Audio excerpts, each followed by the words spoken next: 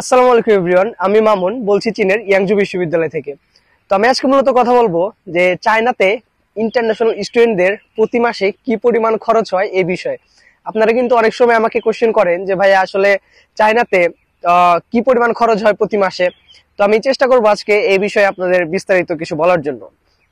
তো ফার্স্টে আসা যাক, চায়না কিন্তু বিভিন্ন ধরনের স্কলারশিপ দিয়ে থাকে। টিউশন ফি, হোস্টেল ফি দুটাই ফ্রি, এবং দেখা যায় যে কিছু ইউনিভার্সিটির ক্ষেত্রে টিউশনটা ফ্রি দেয়, হোস্টেলটা ফ্রি দেয়, এবং মান্থলি একটা উপবৃত্তি দেয় ইউনিভার্সিটি থেকে। আপনি যদি টিউশন ফ্রি, হোস্টেল ফ্রি এবং মান্থলি উপবৃত্তি পান, তাহলে কিন্তু আপনার দেখা যাবে যে বাসা থেকে টাকা পয়সা নিতে হবে না, কারণ এখানে যে টাকাটা আপনাকে দিবে এই টাকাটা দিয়ে কিন্তু আপনি এখানে চলতে পারবেন। তো পরবর্তীতে আসা যাক হলো, যারা ফুল ফ্রি স্কলারশিপ পায় তাদের আসলে খরচটা কোথায়। ফুল ফ্রি স্কলারশিপ বিবেচনায় বাংলাদেশ থেকে কোন স্টুডেন্ট যদি 7 থেকে 10 হাজার টাকা নিয়ে আসে তার খাওয়া দাওয়া এবং হাত খরচ হিসেবে, তাহলে কিন্তু এই টাকার মধ্যে আই হোপ ইজিলি সে একটা মান্থ কভার করতে পারবে।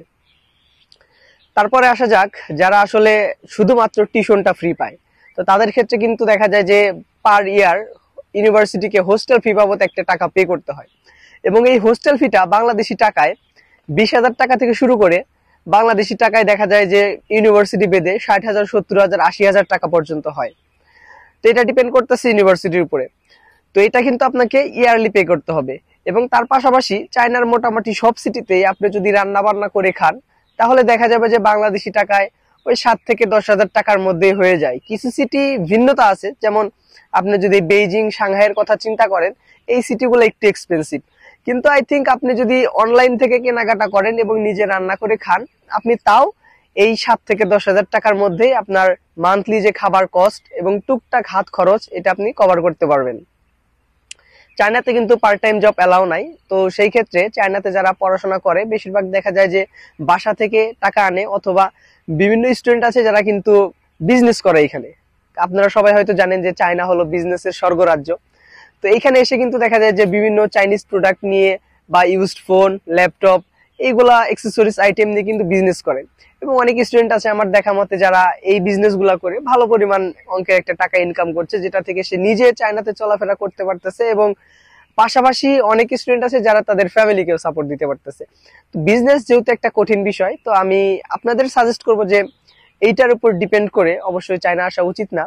চায়নাতে আসতে হলে আপনি এটা ধরে নিতে পারেন যে প্রতি মাসে বাসা থেকে ফুল ফ্রি স্কলারশিপ পেলেও আপনাকে 7 থেকে 10 হাজার টাকা নিতে হবে।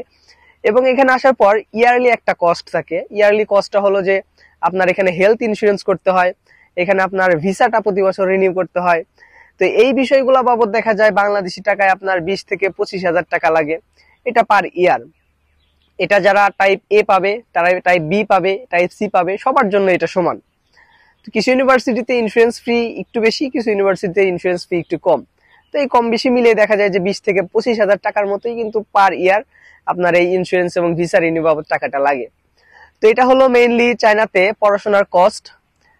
তো এর বাইরেও যদি আপনাদের চায়না বিষয় কোনো কোশ্চেন থাকে, তাহলে অবশ্যই নির্দ্বিধায় আমাকে ইনবক্স করতে পারেন। আমি চেষ্টা করব আপনাদের সকল প্রশ্নের উত্তর দেওয়ার জন্য। তো পরবর্তীতে অন্য কোনো ভিডিও নিয়ে কথা হবে। সে পর্যন্ত সবাই ভালো থাকুন, সুস্থ থাকুন। আল্লাহ হাফিজ।